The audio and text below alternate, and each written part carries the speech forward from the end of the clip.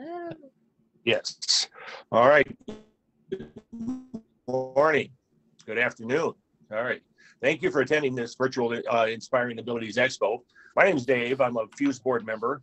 I'd just like to go over a couple housekeeping items before we begin. This session is being recorded and will be accessible on the Fuse website.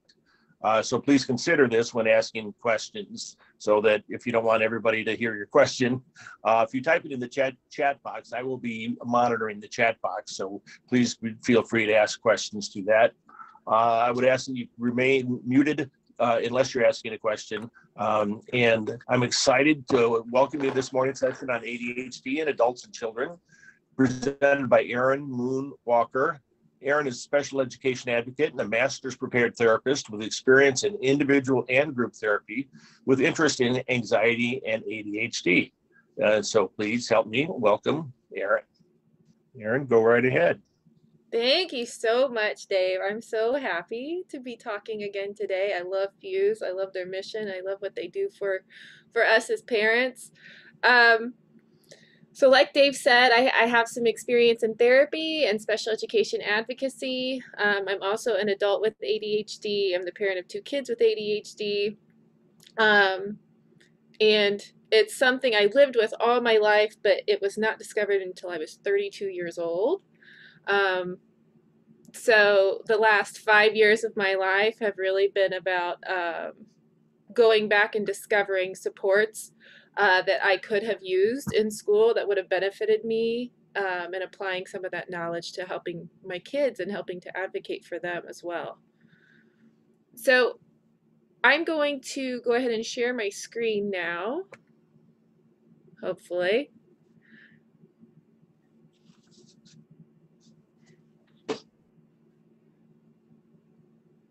And today, and I said this in a previous presentation for Fuse, one thing that really excites me about being able to give this talk is that I can hopefully give a perspective from a female's point of view, because those are often not included in typical presentations about ADHD.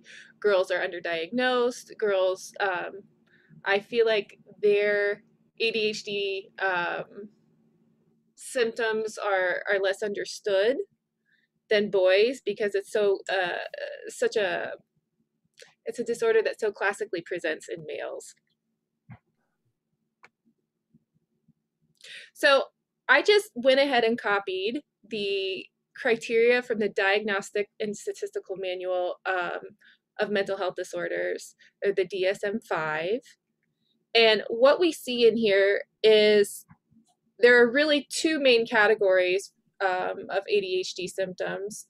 The first list that we have right in front of us right now is surrounding inattention. And the inattentive type of ADHD is not often what we think about when we think about ADHD. We think about hyperactivity, we think about fidgeting, we think about, making loud noises and just constantly being visibly distracted. The distraction that we see in the more inattentive type is a little harder to detect. Girls typically present with inattentive type ADHD. So if we just read through the symptoms a little bit, often fails to give close attention to details or makes careless mistakes.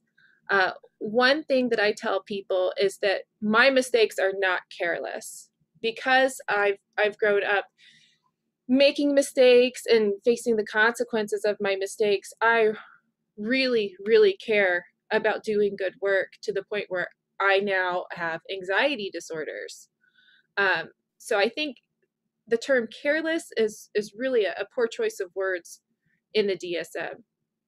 Often has difficulty sustaining attention in tasks or play activities, remaining focused during lectures. So this, in inattentive type ADHD, we may see that person kind of staring off into space.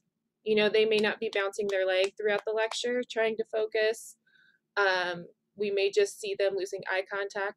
I can actually look right at someone and not hear anything that they're saying, because I'm so focused on what's going on inside my head. Often does not seem to listen when spoken to directly. If there's a lot going on in my mind on a given day and my husband's trying to talk to me, it can drive him crazy because he will be talking right to me and I'm somewhere else. Uh, Often does not follow through on instructions and fails to finish schoolwork.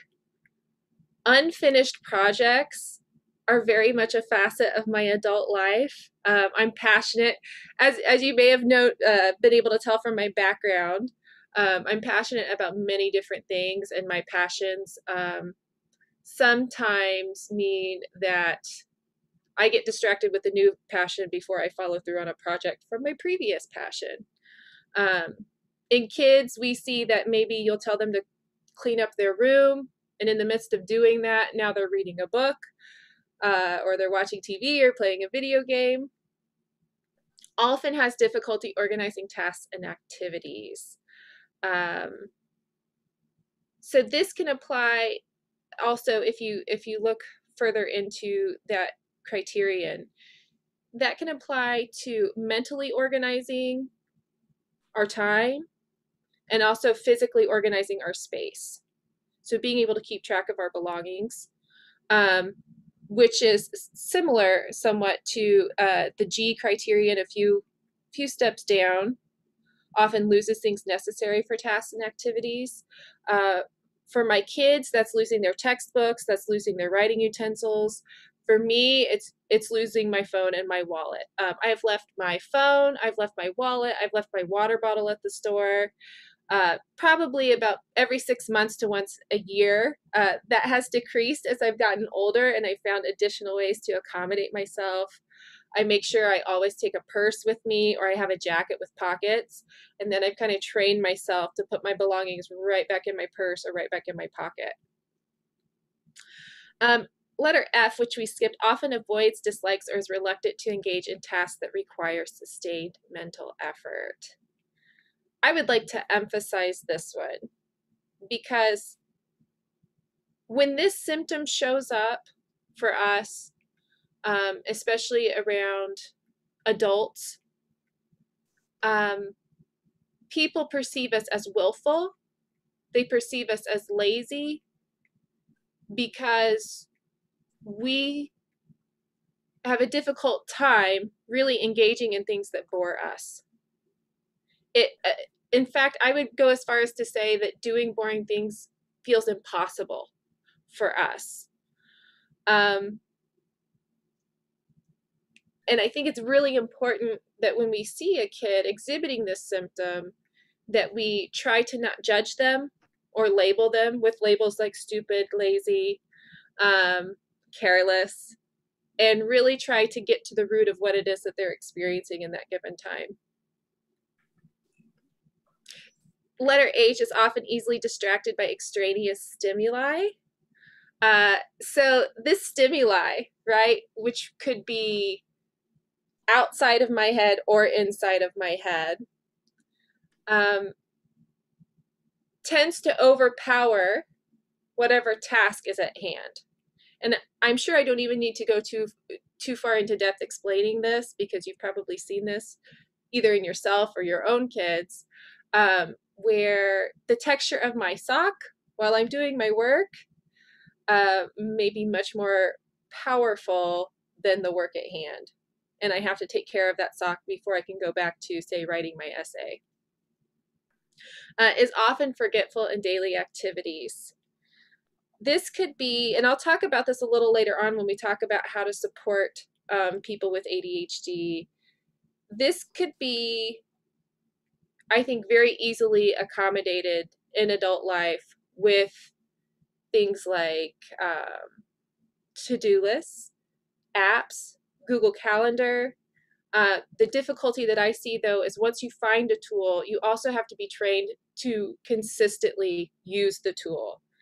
And that's where I really struggle because I am inundated with information about how to accommodate myself, but actually getting that information and putting it into play or implementing it, that's really difficult. Okay, so the second list of symptoms that we have concerning hyperactivity and impulsivity, I'll quickly go through these because these are a lot more popular a lot more commonly associated with ADHD, often fidgets or taps, leaves their seat, running about or climbing when it's inappropriate, making noises, always on the go, talking excessively, blurting out an answer before a question has been completed. That is something that affects me as an adult to this day, even as a therapist, when I'm supposed to be listening to others. This is something I'm always working on, is just focusing on listening instead of responding. Often interrupts or intrudes on others and has difficulty waiting their turn. Those are kind of two sides of the same coin. Just being able, or we have difficulty being able to tell ourselves to stop what it is that we want to do or what it is that we're thinking of doing. It's classically called inhibition. So what is ADHD? The reason why I want to talk about it in these broad terms is that I think it's really misunderstood.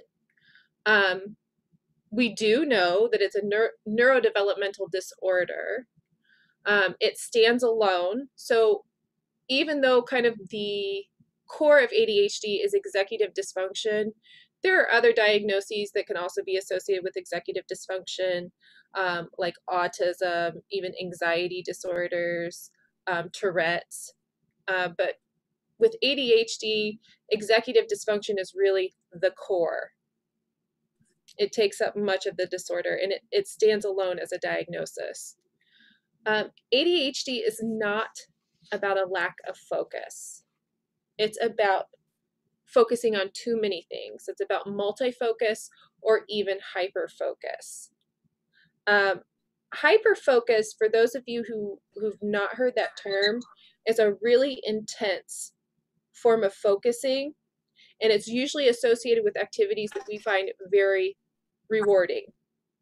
So this is what we do with our video games, if we really like video games, or what we do. For me, it's genealogy. I can hyper focus on genealogy on ancestry.com, for a whole day and completely lose track of time. So we don't spend time not paying attention to things. We really spend our time paying way too much attention to way too many things, swinging from that to paying way too much attention to one single thing, to the point where we're not hearing you when you're talking to us. I would compare hyperfocus to what you see in a prey animal, like a cat, when they are locked on their target, or excuse me, a predator when they're locked on their prey. Very intense eye focus or eye contact, and we don't exhibit too much distractibility when we're hyperfocusing. Another thing about ADHD that's commonly misunderstood is that it is a performance disorder. Dr. Russell Barkley, who's like the foremost expert on ADHD, emphasizes this in his talks, saying, we tend to try to put a lot of information into the brain or into the head of a person with ADHD, thinking that that will change their behavior. When in fact, where we really need to intervene is at the point of performance. Wherever it is that they are performing that skill is where they need our help. So for instance, I can read lots of books about healthy eating. I can, go through research abstracts. I can be very moved or persuaded to eat healthier food. But where I really need help is when I start to get hungry and I start to think about seeking food. Because at that point, whatever's distracting me in my environment is going to be a lot more salient or a lot more relevant to me than these facts I previously learned. So the way we look at accommodating this or planning for this difficulty with performing skills is really in helping the child prepare as much as possible and practice as much as possible. So if you're working, for instance, on social skills with a child who has ADHD, then you want to give them as many opportunities as possible to actually practice the skill in real time with that support, as opposed to practicing that skill in a classroom, let's say, where they have no peers. It forces them to have to generalize skills and do a lot more thinking and reasoning and planning if you are practicing those skills in an environment that's not unlike where they need to perform them. Next, Dr. Ned Hallowell said this, and I really love this. He said he uses it a lot with families. It's the analogy that it's a race car brain with bicycle brakes. So ADHD is not a deficit in capability or intelligence. You know, the brain has a great great motor, but it's the braking mechanism, it's the inhibition, it's the ability to direct that motor where it needs to be in any given moment, that's where we really struggle. And I'll talk about brakes a little bit more too when I talk about how to help people with ADHD.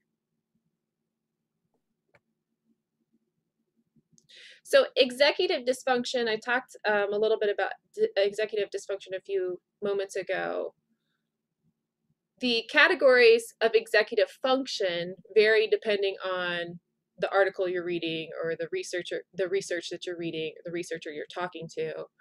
The main categories that I included in this presentation are task initiation. That's just getting started. So you may see that with homework. Your kiddos who have ADHD have a difficult time just getting that homework out, even starting to think about their homework. Task initiation can be so challenging for me that I build up a lot of anxiety around the task to the point where I'm no longer even spending a relevant amount of time thinking about the task. Now I'm spending way more time worrying about the task than I would be if I were just performing it. Next, organization, which we talked about a little bit in the symptoms. Third is attention. That is pretty self-explanatory. Fourth is inhibition. So inhibition as a component of executive dysfunction is what we were talking about with the brakes, the race car brain with the bicycle brakes. It's being able to stop an impulse when you feel it. People with addiction have trouble inhibiting their urges to use drugs or alcohol or whatever it is that they're addicted to. And I'll talk a little bit more about that actually when I talk about emotional regulation. Flexible thinking is being able to think about something in several different ways. So where my inability to think flexibly shows up is especially when I have a strong emotion. I tend to lock onto a situation, really worry about it, have difficulty imagining other outcomes for that situation, and I just see it one way. Emotional regulation. So this is a big one and one that I like to spend some time on because emotional dysregulation isn't something that many other people realize we struggle with. It may look like being dramatic. I've been called dramatic. It may look like throwing tantrums or being spoiled. Those are other common ways to kind of categorize our symptoms or label our symptoms. In reality, emotional dysregulation in ADHD is about not being able to kind of override the parts of the brain that go into fight or flight or activate to keep us safe or react to threat. It's really difficult for us to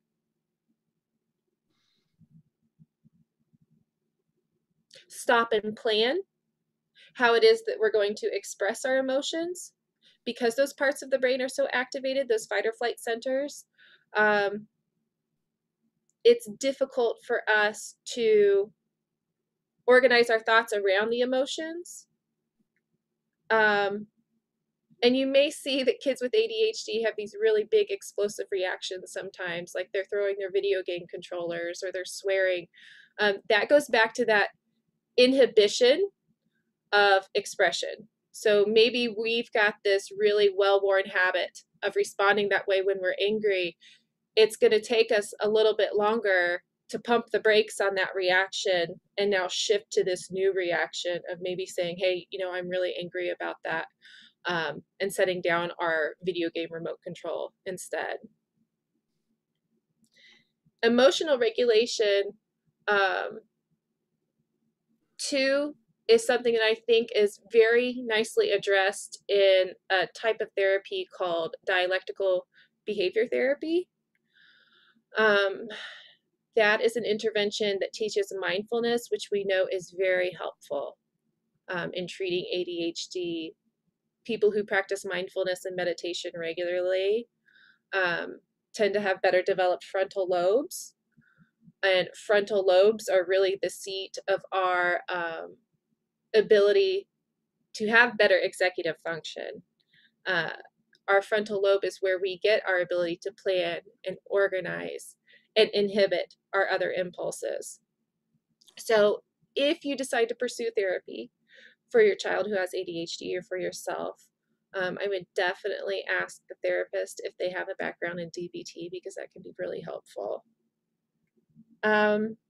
Working memory. So working memory is, I think, another kind of poorly understood component of executive function. And what working memory is, the example that I previously used, is that we all have a capacity to hold information in any given moment. And this is usually information that has not passed to our long-term memory. This is like remembering a phone number that someone gives you that you haven't written down yet. And if you imagine this container is the working memory of someone who does not have ADHD, someone who has, we'd say, regular executive function, it may be able to hold, 4 solid pieces of information. Usually 7 digits, from what I remember, is the limit to our working memory in digit form. So they have room for new information to come in, and they have the ability to hold this information while they're doing other tasks. For us, if we have deficits in working memory, it's a little bit more like this, where the information we can hold is limited. And then if you think about a student sitting in class, listening to a lecture, they've just received some information, but then they see a dog outside. Now the information is lost and it's been replaced with this dog. And this can happen again and again to where they have nothing about the lecture at hand in their working memory. So being able to scaffold intervention so that working memory is being supported is really critical for students with ADHD. And that's a big thing that I look for in evaluations when I'm helping families, is how we're accommodating that throughout the lessons.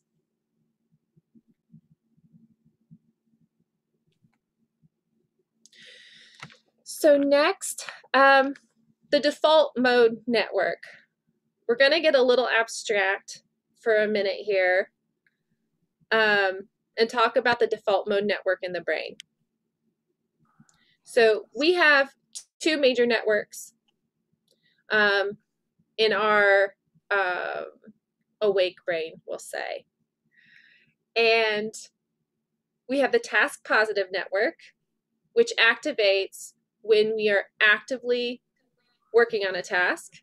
So let's say tying our shoe, and we're attending to the placement of the laces in space and what we need to do next. That's an example of a task that would be handled in the task positive network. Then we also have a network called the default mode network. And in a neurotypical brain, these 2 networks are supposed to oppose each other, like a light switch. One's supposed to turn on when the other one turns off. In people with ADHD, the research is finding that our default mode network turns on even when our task positive network is on. And it's sometimes a little more dominant than our task positive network. So to understand a little bit more about what this default mode network is, I like to think about it like my own little world. And when my default mode network is on, you'll see all these signs that I'm in my own little world. I'm stuck in my head instead of focusing on what's going on around me. I am maybe imagining something I said yesterday to someone that maybe I thought embarrassed me or wasn't what I intended to say. I'm worried that it was misunderstood. Our default mode network allows us to ruminate and dwell on things. And this is really a recipe for anxiety, because it just causes us to go over the past again and again. It also is where we start to tell ourselves story and start to think about who we are as people, our past actions. Maybe we'll worry about the future as well. And this turns on even when we're trying to get other things done. So even when I'm sitting down trying to write an email to a colleague or to a parent, I may get distracted with a certain word that I use or a memory that I recall while writing that email, and now I'm going into that own little world and I'm not focused on my task anymore. This happens hundreds, if not thousands of times a day, to us. So I think it's really important too, if you have a child with ADHD, that you start to understand what this default mode network is, and how to recognize when your child's in their default mode network, and then start to help them understand what it is and how to kind of deactivate it and get back to the task at hand. Because if they spend too much time in it, they will get really anxious, typically. And Dr. Ned Hallowell does a great job of talking about that in his attitude presentations. My dog is obviously very alarmed by something outside. Okay, so looking at ways that we can help people with ADHD, I think the biggest one, and I think this goes actually for any parent with kids, is to learn how to validate. So validate, validate, validate. Validation is about listening in a way that we fully understand what the person is feeling. It's about reflecting to them that we understand their concerns. It's not about whatever our own story is at the time or our own emotions are or what we want to say. It's very much about the other person. So validation is really a critical skill, I think, because when my executive dysfunction is running wild and it's difficult for me to organize my thoughts, a person who comes alongside me and validates whatever it is I'm going through helps me start to organize my thoughts. They pull me out of my own little world and back into my environment. They let me know that it's safe to be there with them. It helps me to kind of turn off some of those fear centers in my brain if I'm upset, and start to think a little bit more and have the thoughts and the words I need to express myself. So validating also helps you get through some really big behavioral challenges. We tend to focus on behaviors as we experience them instead of the emotions underlying the behaviors. In children, and validating as a skill, the better we get at that, the more we can see those emotions underlying the behaviors and help our children work through those. Finding alternate brakes. So earlier when we were talking about that analogy that it's a race car brain with bicycle brakes, if your child doesn't have those strong brakes to be able to control that race car brain, you end up being the brakes. That's why, you know, parents end up nagging kids with ADHD repeatedly. That's why we develop all these pet peeves about, you know, where they leave their shoes and socks or why they're not doing their homework. Um, we get tired of being the brakes. And so I think a big way to take a step back and look at how you're intervening with your child with ADHD is to evaluate ways that you're acting as their brakes and find alternate breaks. So this could be recruiting the help of an ADHD coach, which you may have to look out of state for. It could be getting case management. So you have someone coming into your home and working with your child and helping them develop breaks, um, routines, checklists, whatever that may be. It could be advocating for additional adult support at school.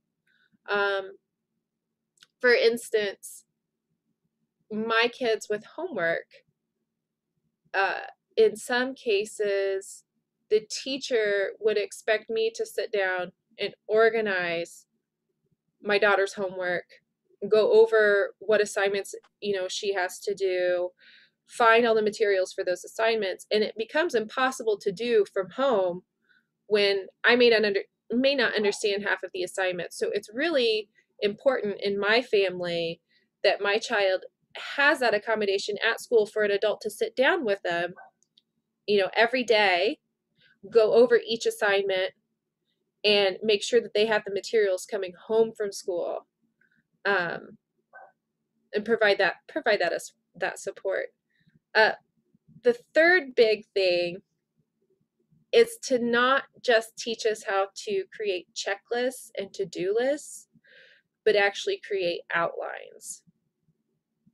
So what outlines do that to-do lists don't is outlines break things down. And we have difficulty using what's called prospective memory, which is being able to understand how something will apply in the future. So for me, I may, by the grace of God, get my grocery list written and actually remember to take it to the store, but I may forget my reusable grocery bags. I actually do that time and time again. So what I really need instead of that grocery list is an outline of, you know, getting to the store. I need to make sure that I get my reusable shopping bags out of the trunk. Then I have my list of things to get. I may make a little additional objective um,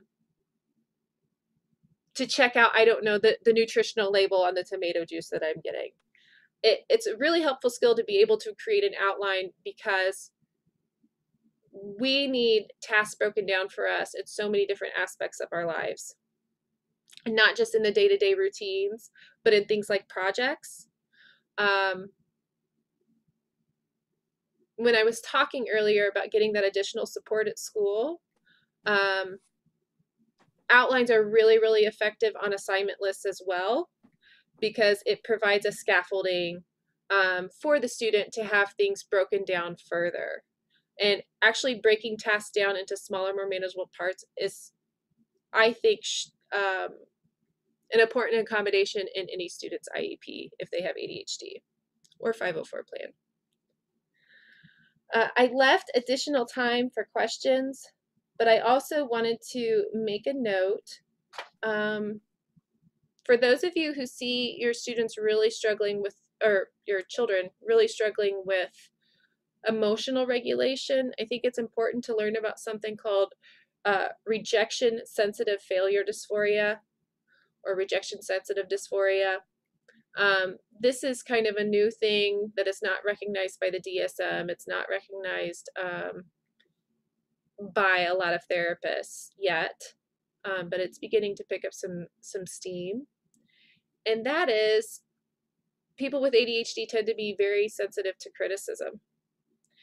And we perceive, or I guess we make a really quick connection between making a mistake to being rejected by others.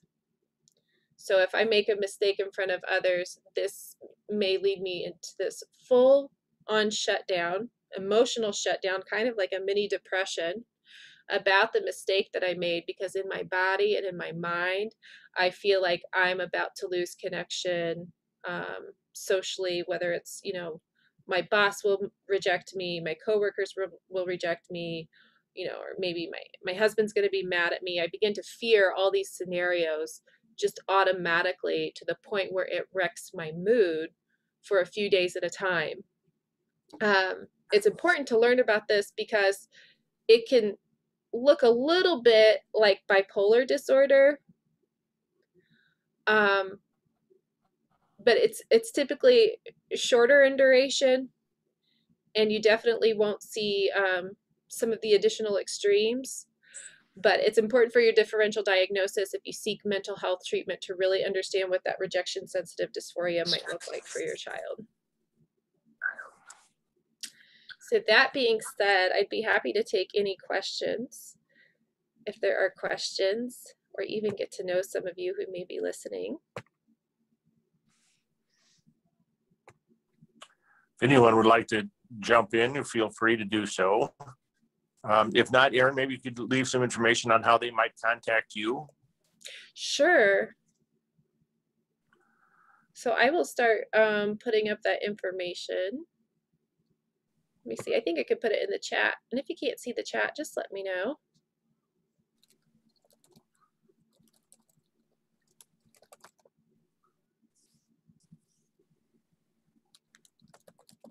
So feel free to email me at my personal email address, erinmoonwalker.com, or gmail.com, excuse me. erinmoonwalker@gmail.com.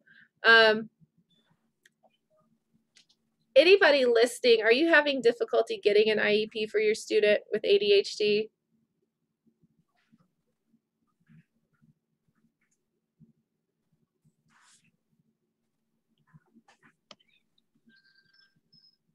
You cut out, so I wasn't sure what the question was. Oh, anybody listening, are you having any difficulty getting an IEP for your student Oh, with no. ADHD? Okay, good. This is Delene. I'm good with that. Hi, Delene. I do have a question, though. Go ahead. So my daughter, she's 12 going on 13. At what point, or how do you encourage the child to recognize that there's an issue? Like, I'm constantly trying to help her, but she doesn't really want my help. So like, at what point do they take onus, or how can I encourage her to, you know, make the list or take time, write things down, and try, you know, recognize that there's an issue and that she needs to help herself?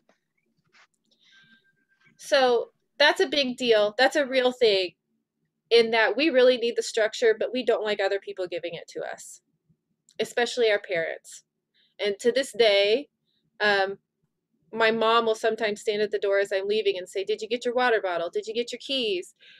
And I get irritated. You know, I may need that reminder, but I get irritated with it. So one piece of advice that I would give you here is to really focus on what it is she thinks she needs in those moments, and maybe not so much what you think she needs. And that's really difficult for me as a parent to do, especially if my child's really struggling.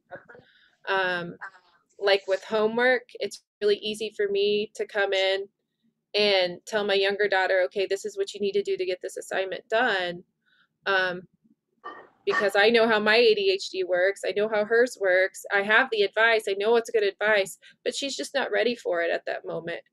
So I think it may go back a little bit to those listening skills and those validation skills, and just tuning in to what it is that they're feeling in the moment. Does that make sense? Yes, thank you. You're welcome. If you have any questions about validation too, feel free to email me, and I'll come up with some handouts. I had to rework my PowerPoint at the last minute, so there are a few things missing that I wish I would have had in there. Any other questions? That's a good question.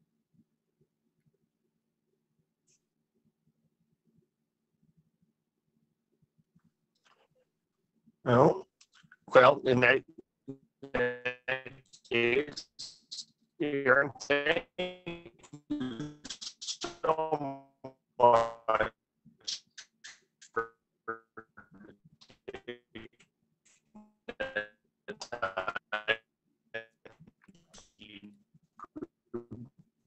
present this information. Fuse is always dealing with lots of people who have kids, and the deficit is clearly one of those issues that vexes a lot of folks from at home and in the school setting. School administrators have a tough time with it many times as well. So thank you so much. We appreciate it. You're super welcome. Thanks for listening to me. And like I said, feel free to reach out if you have any questions. I'll be a little more fluent in my speech in one-on-one conversations when I'm not having to deal with my PowerPoint. And I wish you all the best of luck.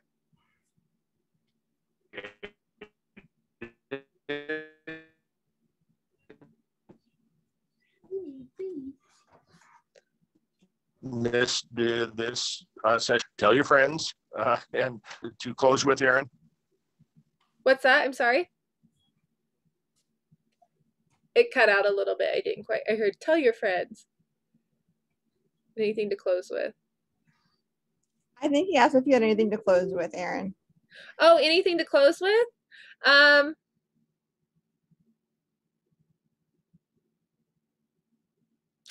think you're probably doing a better job than you realize with your kids.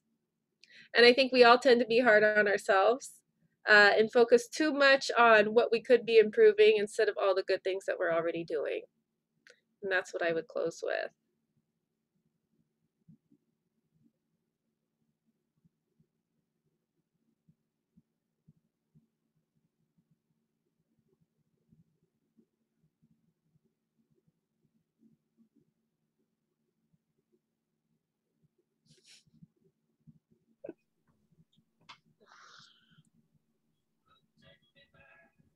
How'd it go, Erin? It's Courtney. Hi, by the way. I think my computer cut out a lot. I don't know. I had a hard time hearing Dave just a minute ago. Me too. Okay. You. Okay. Yeah, I was all over the place today. It was not like the last time, but I think I would use the previous video before I use this one. To be honest.